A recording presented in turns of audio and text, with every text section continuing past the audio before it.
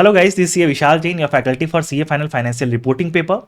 Guys, जैसा मैंने आप लोगों को लास्ट वीडियो में बताया था कि मैं सीए फाइनल एफआर का नवंबर 24 के लिए मॉक टेस्ट का बैच ले रहा हूं, जहां पे मैं वीकली मॉक टेस्ट लेता हूं बच्चों का।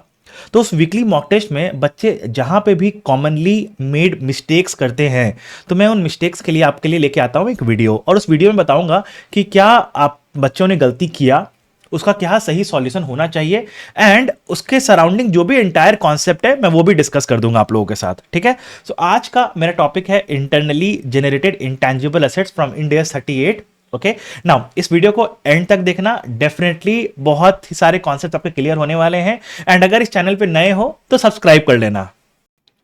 अब कॉन्सेप्ट समझो इंटरनली जनरेटेड इंटैंजिबल एसेट्स का। इसमें कॉन्सेप्ट क्या बोलता है कि आपने इंटरनली जनरेट किया है, आपने परचेज नहीं किया है, इन हाउस मैन्युफैक्चर किया है, कंस्ट्रक्ट किया है, डेवलप किया है इंटैंजिबल एसेट्स को। तो बोलो इंटरनली जो हमने जनरेट करते हो ना इंटैंजिबल एसेट्स, उसका 3 फेज होता है। क्या फेज होता है? 3। तो 3 फेज होता है आपका उसका रिसर्च फेज।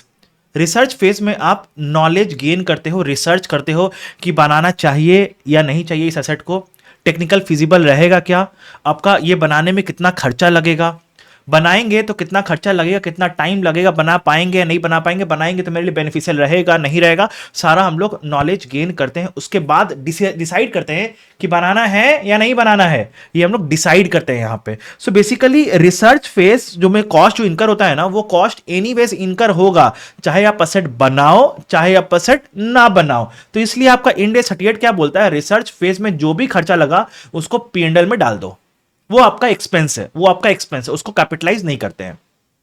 फिर आप गए डेवलपमेंट फेज में, मतलब हमने डिसाइड कर लिया कि हम लोग असेट को बनाएंगे और हमने खर्चा करना स्टार्ट कर दिया। तो बोला ऐसा नहीं है कि जैसे ही हम लोग डेवलपमेंट फेज में इनकर कर गए हम लोग सारा खर्चा को कैपिटलाइज करना चालू कर देंगे। नहीं, यहां पे ही गलती होता है बच्चों का। बच्चों क्या सोचते हैं कि अच्छा डेवलपमेंट फेज में आ गए, अब तो सारा खर्चा जो भी लग रहा है वो कैपिटलाइज होगा। नहीं, डेवलपमेंट फेज में आने के बाद भी जब तक आपका पायरेट सेटिस्फाई नहीं होता है तब तक हम लोग एक्सपेंस को कैपिटलाइज नहीं कर सकते हैं। मतलब देखो, डेवलपमेंट फेज में हम लोग आ गए हैं, राइट, डेवलपमेंट फेज में हम लोग असेट को बनाना चालू कर चुके हैं। यहां पे भी बोल रहा है आपका पायरेट, लेट सपोज यहां पे सेटिस्फाई हुआ, तो पायरेट सेटिस्फाई होने के पहले जो भी खर्चा लगा वो सारा जाएगा P&L। This is the area where student makes the mistake, but मैं आपको पूरा समझाऊंगा, डोंट वरी। आपका क्वेश्चन आना चाहिए सर ये पायरेट क्या चीज है। तो पायरेट है आपका ये conditions, probable future economic benefits asset से अवेलेबल होगा आपका, इंटेंशन टू कंप्लीट, हम लोग उस असेट को बनाना चाहते हैं, रिसोर्सेस है, बनाना चाहते हैं, बनाने के लिए रिसोर्सेस भी है, और हमारे पास अबिलिटी भी है। इंटेंशन, रिसोर्सेस और अबिलिटी तीनों होना चाहिए। ठीक है, बनाना चाहते हैं लेकिन पैसा ही नहीं है तो कैसे बना पाएंगे? क्या नहीं, बनाना चाहते हैं, पैसा भी है लेकिन अबिलिटी नहीं है हमारे पास, राइट। तो बोला इंटेंशन भी होना चाहिए, रिसोर्सेज भी होना चाहिए, अबिलिटी भी होना चाहिए, ये तीनों होना चाहिए आपके पास। अगर ये तीनों चीज है, प्लस फिर ये टेक्निकली फिजिबल भी होगा, ये प्रोडक्ट बनाने के लिए हमारे लिए फिजिबल भी होगा ये वाला। चौथा, एक्सपेंडिचर जितना लगेगा उसका वो सारा हम लोग मेजर भी कर सकते हैं। बोला अगर ये सारा कंडीशंस, एक या दो नहीं, सारा का सारा कंडीशंस अगर मैच करता है, सेटिस्फाई करता है, तो हम लोग सेटिस्फाई कर जाते हैं यहां पे कैपिटलाइजेशन के लिए। तो अब बोला पायरेट सेटिस्फाई होने के बाद जितना खर्चा लग रहा है सबको करोगे आप कैपिटलाइज। क्या आप अमोर्टाइज करोगे क्या इन खर्चों को? इन एक्सपेंस जो आप कैपिटलाइज करोगे क्या इसको अमोर्टाइज करोगे क्या? बोला नहीं, इस पीरियड में अमोर्टाइज नहीं करेंगे। क्योंकि इस पीरियड में हम लोग असेट को डेवलप कर रहे हैं ना। अमोर्टाइजेशन कब स्टार्ट होता है? When the asset is ready for its intended use, then we start the amortization. अभी तो असेट रेडी नहीं हुआ है ना, अभी तो असेट ऑलरेडी डेवलप हो रहा है, तो बोला यहां पे अमोर्टाइज नहीं करेंगे। लेकिन यहां पे इंड AS 38 के साथ इंड AS 36 का एक प्रिंसिपल लगता है, बोल रहे हैं कि क्योंकि हम लोग इस असेट को अमोर्टाइज नहीं कर रहे हैं, सो दैट्स व्हाई हमें इसे एनुअली इंपेयरमेंट के लिए टेस्ट करना पड़ता है। एनुअली इंपेयरमेंट के लिए इसे टेस्ट करना पड़ेगा हमें। ओके, नाउ अब यहां पे क्या बोला है, तो डेवलपमेंट फेज में आपको यहां पे बहुत ध्यान रखना है, डेवलपमेंट फेज में आपको बहुत ध्यान से चलना है कि जब तक पायरेट सेटिस्फाई नहीं हुआ तब तक जो भी खर्चा लगा P&L, पायरेट सेटिस्फाई हो गया तो जो भी खर्चा होगा कैपिटलाइज। क्या उसको अमोर्टाइज करोगे? नहीं। क्यों? The asset is not ready for its intended use. When the asset is ready for its intended use, आप असेट को यूज करो चाहे नहीं करो, अमोर्टाइज करेंगे हम लोग। ठीक है, नाउ फिर टेस्ट फॉर इंपेयरमेंट एनुअली, हम लोग असेट को इंपेयरमेंट के लिए टेस्ट करेंगे, हमेशा हर एनुअली इंपेयरमेंट के लिए टेस्ट करेंगे जब तक ये यहां पे इनटैंजिबल, इसका नाम क्या होता है, इसका नाम होता है इंटैंजिबल असेट्स अंडर डेवलपमेंट। बोला जब तक हमारे फाइनेंशियल स्टेटमेंट्स में इनटैंजिबल असेट्स अंडर डेवलपमेंट आ रहा है तो हम लोग उसको एनुअली इंपेयरमेंट के लिए टेस्ट करेंगे, चाहे इंडिकेटर हो चाहे इंडिकेटर ना हो। ओके नाउ जैसे ही आप इंटर कर जाते हो डेवलप्ड फेज में, आप डेवलप्ड फेज में इंटर कर गए, मतलब asset is now ready for its intended use. हम लोग जिस भी चीज के लिए इसको यूज करना चाहते हैं वो रेडी हो चुका है, it is available for use now. तो बोला उस फेज में हम लोग कैपिटलाइजेशन तो ओवर हो गया क्योंकि एसेट तो रेडी बन के रेडी हो गया है, राइट। अमोर्टाइजेशन बिगिन हो जाएगा और आपका इंपेयरमेंट हम लोग करेंगे कब, जब इंडिकेटर एग्जिस्ट करेगा तो, ठीक है, ऐसे नहीं ऐसे नहीं। तो आपको ये सारे चीज को ध्यान में रखना बहुत जरूरी है, बहुत जरूरी है। बच्चे गलती दो जगह करते हैं, बच्चे गलती दो जगह करते हैं यहां पे, एक तो ये वाले पार्ट को कैपिटलाइज कर देते हैं, दूसरा यहां पे इंपेयरमेंट का टेस्ट नहीं करते हैं। तो ये बात को आपको ध्यान में रखना है। वो बोले सर इंडिकेटर आएगा तब तो इंपेयरमेंट का टेस्ट करेंगे, नहीं, यहां पे इंडिकेटर आना नहीं आना का वेट नहीं करना, इंपेयरमेंट का टेस्ट आपको annually at the same time every year आपको करना पड़ेगा। This is the concept. I believe आपको ये वाला कॉन्सेप्ट क्लियर हुआ होगा। अब जो क्वेश्चन मैंने देखा है जहां पे जनरली गलती होती है वो ये वाला क्वेश्चन है आपका आईसीआई का इलस्ट्रेशन नंबर 8 है। बहुत ही बेहतरीन क्वेश्चन है। आई कैन से कि इंटरनली जनरेटेड इंटेंजिबल एसेट का एक एक सारा का सारा पॉइंट इस क्वेश्चन में कवर किया गया है। तो आज इस क्वेश्चन को डिस्कस कर लेते हैं और इस कॉन्सेप्ट को ग्रिप में ले लेते हैं। क्या बोल रहा है, expenditure on a new production process in 20x1x2। क्या बोल रहा है, 20x1x2 में क्या क्या खर्चा लगा है। 1 अप्रैल से 31 दिसंबर लगा है 2700, 1 जनवरी से 31 मार्च लगा है 900, टोटल x1 x2 में हमारा खर्चा लगा है 3600। देखो मैंने बनाया, इसका डायग्राम बना दिया मैंने। x1 x2 में खर्चा कितना लगा, 1 अप्रैल से 31 दिसंबर तक खर्चा लगा है 2700 और 31 दिसंबर दैट इज 1 जनवरी से 31 मार्च तक खर्चा लगा है 900 का। ठीक है, 31 दिसंबर और 1 जनवरी आई बिलीव एक ही है, आपको जैसे समझ में आए। आपको समझ में आता है 31 दिसंबर तो यहां पे लिख लो 31 दिसंबर, एक ही बात है। 31 दिसंबर x1 और 1 जनवरी x2 एक ही बात है। फिर क्या बोल रहा है, the production process met the intangible asset. देखो यहां पे क्या बोल रहा है, the production process met the intangible asset recognition criteria for development on 1 January 20x2। मतलब क्या, मतलब बोल रहा है 1 जनवरी 20x2 को आपका पायरेट सेटिस्फाई हो गया। मतलब 1 जनवरी 20x2 के पहले का जो भी खर्चा था वो कहां जाएगा, P&L। 1 जनवरी 20x2 के बाद जो भी खर्चा लगा वो कहां जाएगा, कैपिटलाइज। उसको अमोर्टाइज करोगे क्या, नहीं, उसको हम लोग इंपेयरमेंट के लिए टेस्ट करेंगे एनुअली। ठीक है, आ जाओ। तो देखो मैंने क्या किया, जो यहां पे जो खर्चा लगा 2700 उसको कहां डाल दिया, देखो मैंने P&L में डाल दिया, उसको मैंने P&L में डाल दिया। यहां पे जो 900 खर्चा लगा वो कहां कर दिया मैंने, कैरिंग अमाउंट, उसको मैंने कैपिटलाइज कर दिया, उसको मैंने कैपिटलाइज कर दिया। यहां पे आ गया आपका रिपोर्टिंग डेट। बताओ अब क्या करेंगे हम लोग, यहां पे क्या करेंगे हम लोग, इसको इंपेयरमेंट के लिए टेस्ट करेंगे, राइट। तो इंपेयरमेंट के लिए चाहिए क्या हमें, रिकवरेबल अमाउंट। देखो तो क्वेश्चन क्या बोला है, the amount estimated to be recoverable is 1000। हमारा कैरिंग अमाउंट कितना था, 900, रिकवरेबल अमाउंट कितना है 1000। तो इंपेयरमेंट होगा क्या, इंपेयरमेंट होगा क्या, नहीं ना, क्योंकि recoverable amount is more than the carrying amount.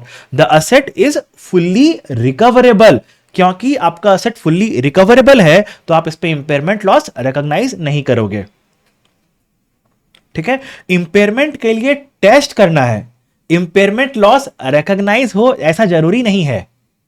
ठीक है, तो हमने यहां पे रिकवरेबिलिटी के लिए टेस्ट किया और यहां पे हमारा कोई भी इंपेयरमेंट का नुकसान नहीं आया। तो हम लोग बोलेंगे कैरिंग अमाउंट 900 था, रिकवरेबल अमाउंट 1000 था, तो हमारा कैरिंग अमाउंट 900 रहा, हमारा इंपेयरमेंट का नुकसान कुछ भी नहीं रहा।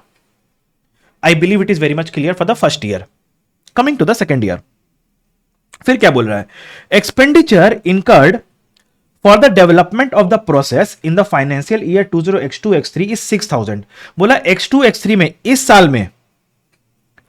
साल में खर्चा लगा हमारा 6000 का। ओके, फिर क्या बोल रहा है, and the asset was brought to use on 31 March 20x3।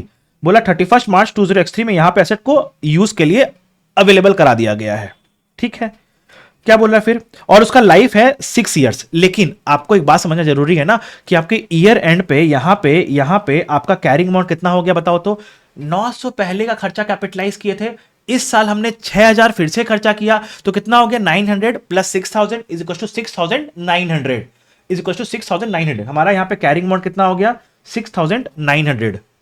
कोई भी अमाउंट पीएनएल में गया क्या? नहीं। इसको हम लोग इंपेयरमेंट के लिए टेस्ट करेंगे क्या? नहीं। क्यों? क्योंकि 31 मार्च 2023 में ये क्या क्लासिफाई हो गया? It is no more a intangible asset under development, rather it is an intangible asset available for use. तो इसको इंपेयरमेंट के लिए टेस्ट नहीं किया जाएगा, इसको इंपेयरमेंट के लिए टेस्ट नहीं किया जाएगा अनलेस इंपेयरमेंट का इंडिकेटर हो। ठीक है नाउ, रैदर हम लोग क्या करेंगे, इसको अमोर्टाइज करेंगे। तो यहां पे तो अमोर्टाइज नहीं होगा ना, हमने 31 मार्च X3 को ही क्लासिफाई किया है इसको इंटेंजिबल, तो एक दिन इसमें अमोर्टाइज करेंगे तो क्या करेंगे, अमोर्टाइज तो होगा ही नहीं ना यहां पे। ठीक है चलो अब आ जाओ X3 X4 में क्या बोल रहा है, what is the carrying amount of the intangible asset on 31 मार्च 2022। हमने निकाला था, कितना निकाला देखो तो, X2 में कितना निकाला था कैरिंग अमाउंट 900 निकला था। ठीक है फिर क्या बोल रहा है 31 मार्च 2023 में कितना निकला था 6900 निकाला, ये भी क्लियर है। फिर क्या बोल रहा है, also determine the charge to P&L for X1 X2, हमने निकाला था ना, कितना निकाला बताओ तो, P&L में कितना जाएगा 2700 जाएगा P&L में, तो हमने ये भी कैलकुलेट कर दिया। फिर क्या बोल रहा है, on 31 March 2023 the amount estimated to be recoverable from the process is 5000। Okay ठीक है, पहले हम लोग क्या करेंगे, क्या हम लोग इंपेयरमेंट के टेस्ट करेंगे? नहीं नहीं नहीं, हम लोग पहले क्या करेंगे, इसको कैपिटलाइज कर चुके हैं, फर्दर कुछ कैपिटलाइज करना है क्या? नहीं।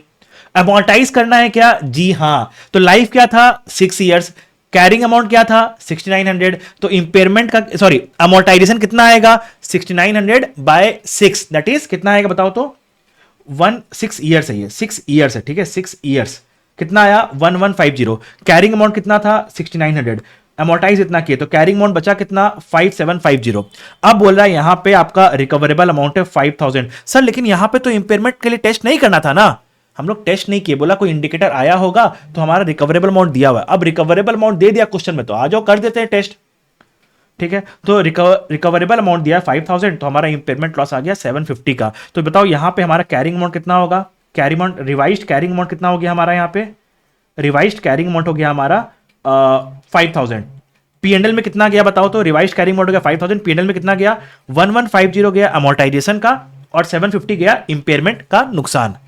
आई बिलीव ये वाला कॉन्सेप्ट आपको क्लियर हुआ होगा। फर्दर इसमें एक और कॉन्सेप्ट होता है linked Ind AS 103 business combination से।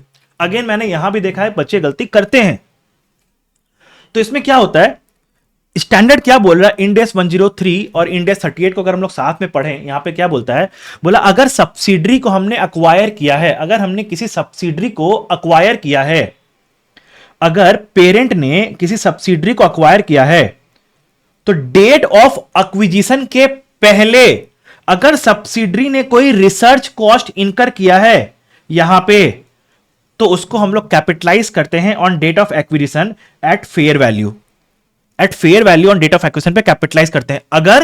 अगर पेरेंट कंपनी को उस रिसर्च कॉस्ट जो सब्सिडरी ने इनकर किया है डेट ऑफ एक्विजिशन के पहले, पेरेंट को उसका कोई वैल्यू मिलता है, तो हम लोग फेयर वैल्यू पे उसको कैपिटलाइज करते हैं। इसको फिर से समझो, अगर पेरेंट ने डेट ऑफ एक्विजिशन के पहले कोई रिसर्च कॉस्ट इनकर किया तो वो क्या होगा P&L। पेरेंट ने डेट ऑफ एक्विजिशन के बाद कोई रिसर्च कॉस्ट इनकर किया तो वो क्या होगा P&L। सब्सिडरी ने डेट ऑफ एक्विजिशन के बाद कोई रिसर्च कॉस्ट इनकर किया, क्या होगा P&L। लेकिन सब्सिडरी ने डेट ऑफ एक्विजिशन के पहले कोई रिसर्च कॉस्ट पे इनकर किया है और उस रिसर्च का पेरेंट को कोई फायदा मिलेगा, तो हम लोग बोलेंगे उस रिसर्च कॉस्ट को हम लोग कैपिटलाइज करेंगे on date of acquisition at its fair value on that date. तो यहां पे मैं वही बोल रहा हूं कि अगर सब्सिडरी ने डेट ऑफ एक्विजिशन के पहले कोई रिसर्च कॉस्ट पे इनकर किया है, तो वो हम लोग incurred by subsidiary before date of acquisition, तो उसको हम लोग कैपिटलाइज करते हैं at its fair value on date of acquisition. तो मैंने देखा है कि बच्चे यहां पे भी गलती करते हैं, so please be careful guys, please be careful. I hope आपको डेफिनेटली इस वीडियो से हेल्प मिला होगा। ठीक है, ये वाला नोट्स हम लोग टेलीग्राम ग्रुप में अपलोड कर देंगे, आप वहां से भी देख सकते हो। ठीक है, so keep watching, keep learning. Thank you guys, bye bye.